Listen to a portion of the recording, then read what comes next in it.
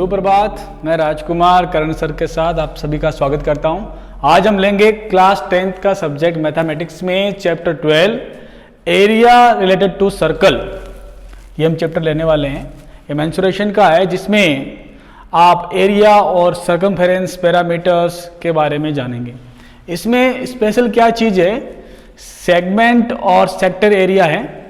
तो सबसे पहले हम जो प्रीवियस क्लासों में हमने पढ़ा है area of circle pi r square, है ना, इसके बारे में जानेंगे। पाई क्या है, what is pi, pi 1/4 value भी लेते हैं हम, दोनों में से कोई सी ले सकते हैं। रेडियस अगर 7 के मल्टीपल हैं, है ना, तो हम 22/7 ले लेते हैं, अगर नहीं है तो 3.14 ले सकते हैं, ठीक है ना। और अगर गिवन है क्वेश्चन के अंदर तो उसके अकॉर्डिंग लेंगे। आर रेडियस है ना।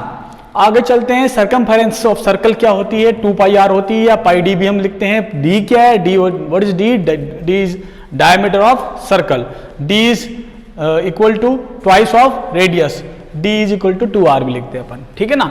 आगे चलते हैं, area of the square. Area of the square होता है side square, A square, side of square. तो ये एरिया ऑफ स्क्वायर में क्यों बता रहा हूं सर्कल के अंदर, क्योंकि कुछ फिगर्स ऐसे आएंगे जिसमें स्क्वायर और रेक्टेंगल की बात होगी, तो वहां पे हमें एरिया निकालना पड़ेगा, है ना।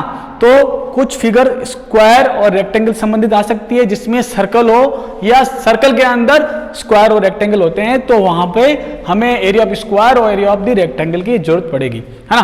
तो अब साइड स्क्वायर ये समझ गए आप, area of the square. Area of the rectangle क्या होता है, length into breadth, L into B भी लिखते हैं, तो मैंने इसको आपको रिमाइंड करा दिया। आगे चलते हैं, एरिया ऑफ द सेक्टर जो मेन पार्ट है ना, area of the sector, area of the segment of circle. तो पहले सेक्टर जानते हैं, व्हाट इज सेक्टर। तो ये क्लोज फिगर दिख रही है आपको पिंक कलर में, ये this is the part of the circle, है ना। तो किसके द्वारा कवर्ड है, रेडियस, दोनों रेडियस है और नीचे क्या आर्क है ना।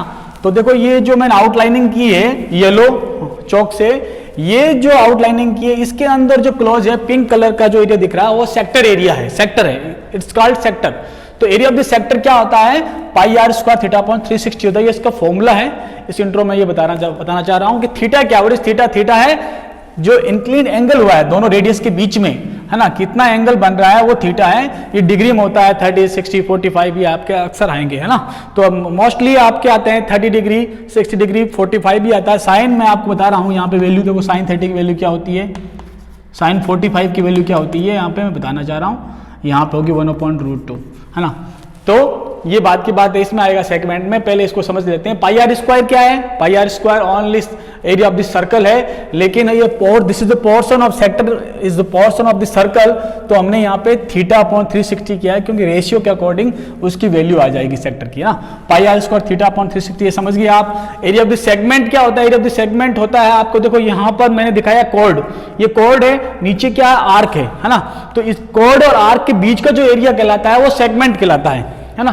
तो ये जो पिंक कलर का आपको दिख रहा है, ऊपर आर्क है, नीचे आर्क है, ऊपर आपकी कॉर्ड है, इन दोनों के द्वारा जो कवर्ड एरिया है it's called area of the segment, है ना। तो यहाँ पर सबसे मेन बात है कि जो हमने याद किया एरिया ऑफ द सेक्टर उसका भी यूज है यहाँ पे। तो ये पाई आर स्क्वायर थीटा अपॉन 360 क्या है, ये एरिया ऑफ द सेक्टर। इसमें से क्या सब्ट्रैक्ट करना है, क्या माइनस करना है, r square upon 2 sine theta minus करना है। तो ये you have to learn in this way. पहले आप सेक्टर एरिया लर्न करो, फिर उसको इसके साथ आप माइनस करोगे तो you get area of the segment, ये आप समझ गए होंगे। अब हम बात करते हैं आर्क की, है ना, length of the arc. Length of the arc क्या है, सिर्फ इस आर्क की लंबाई है ना, इसकी लेंथ हमें निकालनी है। तो इसके लिए हम क्या यूज करेंगे, the circumference of circle 2 pi r होता है। अगर अपॉन 30/360 का, जैसे यहाँ पे हमने किया 30/360, यहाँ पे हम रेशियो निकाल के, तो ये आर्क क्या है, arc this is the part of the circumference. तो उसके अकॉर्डिंग हम 2 पाई आर थीटा अपॉन 360 से हम क्या निकाल सकते हैं, लेंथ ऑफ द आर्क। इसका भी यूज इसी चैप्टर में होना है।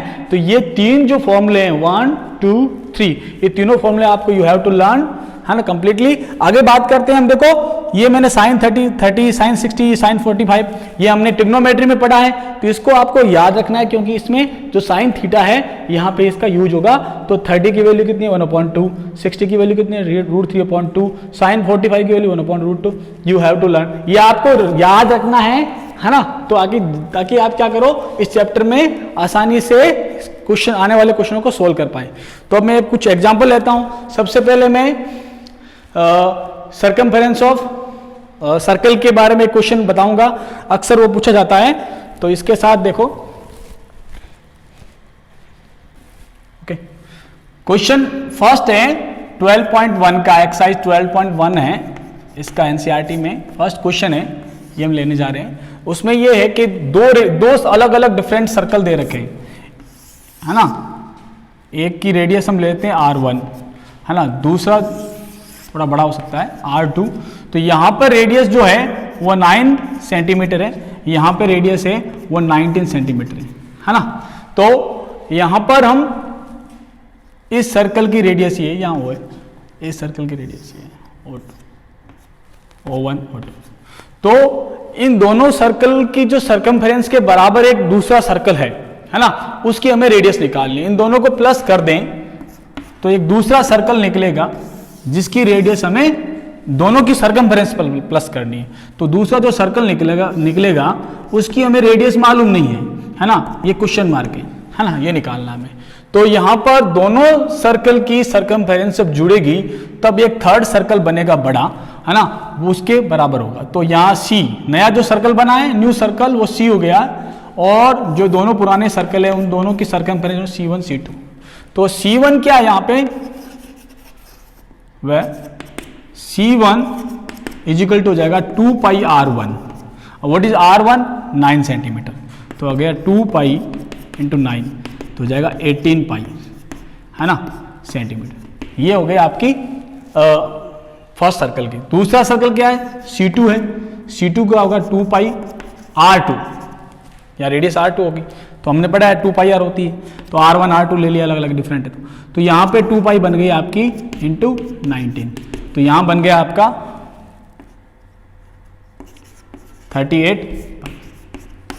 ये बन गई आपकी सेकंड सर्कल की। अब ये जो दोनों वैल्यू है C1 और C2 की वैल्यू है, यहाँ पर इसमें पुट कर देते हैं, तो आ जाती है आपकी, पहले 18 पाई थी, फिर 38 पाई हो गई, दोनों को प्लस करते हैं तो बन जाती है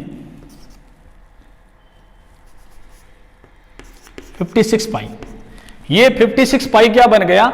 इस बड़े वाले सर्कल की सर्कमफेरेंस बन गई है ना।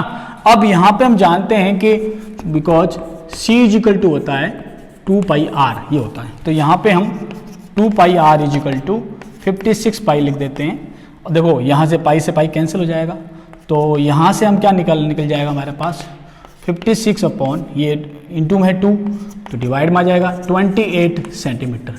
ये बड़े वाले सर्कल की रेडियस आ गई है जो हमने निकाल दी है, ये आ गई आपकी 28 सेंटीमीटर। तो इसका फाइनल आंसर ये हो गया। तो यहाँ पूछा क्या था हमें, इस क्वेश्चन में क्या पूछा है, इस बड़े वाले सर्कल की रेडियस पूछी है, तो 28 सेंटीमीटर। आगे क्या पूछा था कि दो सर्कल हैं, उनकी सर्कमफेरेंस को जोड़कर किसके इक्वल है, बड़े वाले सर्कल के इक्वल है। तो हमने यहाँ से दोनों की सर्कमफेरेंस को प्लस किया और वहाँ से हमने निकाल दिया नए बड़े सर्कल की रेडियस। ओके।